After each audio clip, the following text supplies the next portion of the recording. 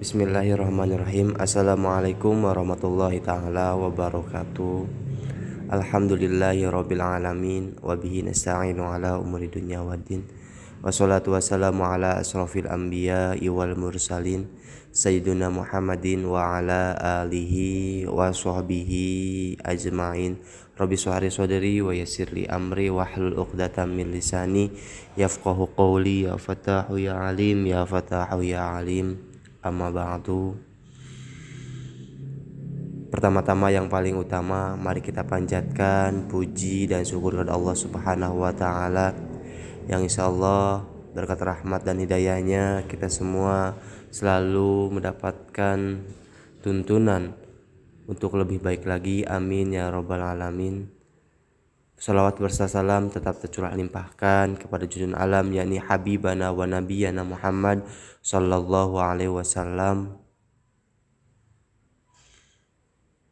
Amin ya rabbal alamin. Pada kesempatan kali ini insyaallah akan coba menjelaskan tentang penyakit jantung koroner. Mungkin teman-teman semua udah mengetahui tentang penyakit jantung koroner ini. Kita belajar bersama apa sih penyakit jantung koroner atau sering disingkat PJK. Nah, jadi penyakit jantung koroner ini adalah keadaan di mana terjadi ketidakseimbangan antara kebutuhan mikrokardium atas oksigen penyediaan yang diberikan oleh pembuluh darah koroner. Penyakit jantung adalah penyakit yang koroner dalam suatu keadaan akibat terjadinya penyempitan, penyumbatan, atau kelainan pembuluh darah koroner. Penyakit jantung koroner diakibatkan oleh penyempitan atau penyumbatan pembuluh darah koroner. Penyempitan atau penyumbatan ini dapat menghentikan aliran darah ke otot jantung, sering ditandai dengan rasa nyeri.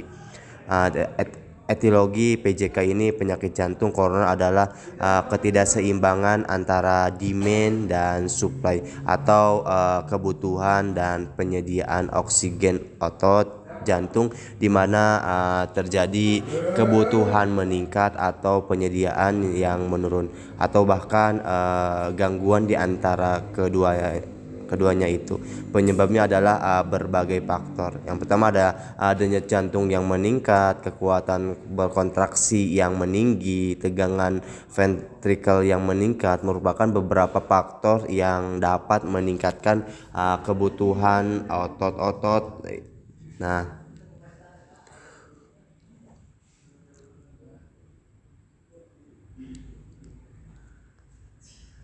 sedangkan faktor yang mengganggu penyediaan oksigen antara lain tekanan darah koroner meningkat, yang salah satunya disebabkan oleh atherosclerosis yang mempersempit saluran sehingga meningkatkan tekanan, kemudian gangguan pada otot regulasi jantung dan lain sebagainya. Nah, patologi PJK ini penyakit jantung koroner terjadi bila ada timbunan atau flak yang mengandung lipoprotein, kolesterol, sisa-sisa jaringan, dan terbentuknya kalsium dan intima atau permukaan bagian dalam pembuluh darah. Nah, plak ini membuat intima menjadi kasar, jaringan akan berkurang oksigen dan zat gizi sehingga menimbulkan infrak. Penyakit jantung koroner menunjukkan gejala gizi yang infrak miokard, atau bila terjadi ischemia atau miokard seperti angina factory. Nah, ada lagi nih penyebab teman-teman, penyebab jantung koroner. Nah, salah satu penyakit jantung koroner adalah kebiasaan makan makanan berlemak tinggi, terutama lemak jenuh.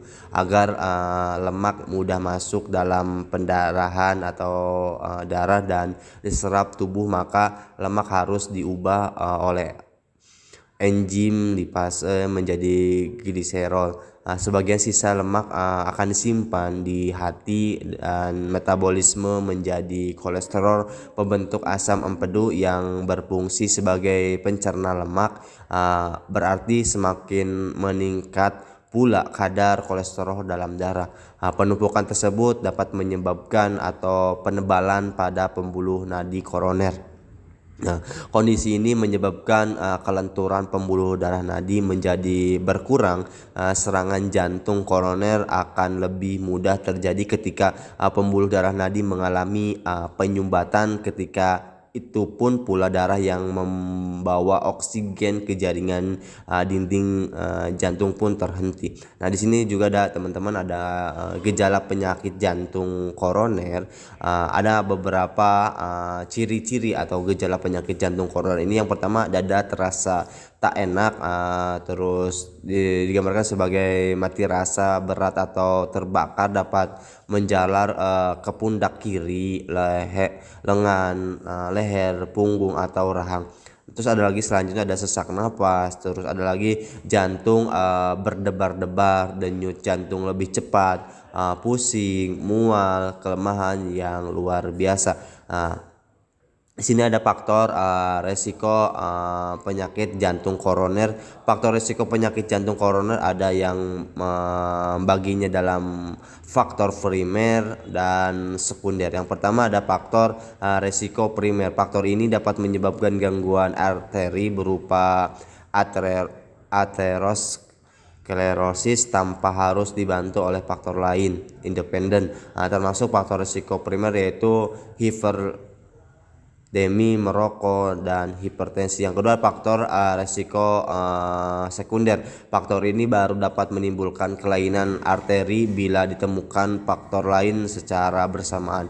Termasuk faktor risiko sekunder yaitu diabetes mellitus atau DM, obesitas, stres, kurang olahraga, meminum alkohol dan riwayat keluarga.